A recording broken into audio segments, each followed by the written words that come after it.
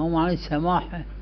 حضرت سجاد صلوات الله علیه در شام فرمودن خدا به ما اهل بیت سماحت داده. سماحت روایت داره که پیغمبر خدا صلی الله علیه و آله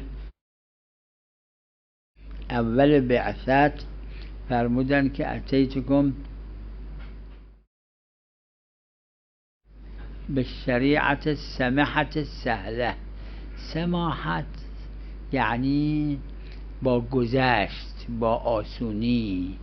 سماحت یعنی یک کسی نوکرش اگه مخالفت کرد عقوبتش میکنه، دعواش میکنه، گذشت ازش میکنه.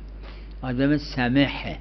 سماحت که تو اول چیزا برای بزرگان مینویسن یعنی بعضی مینویسن صاحب السماحه، یعنی آدم سمح تو هستی. یکی از مستحبات در زندگی انسان با زنش، با شوهرش، با بچهش، با رفقاش سماحته که حضرت سجاد فرمودن صلوات الله علیه خدا به ما اهل بیت سماحت داده،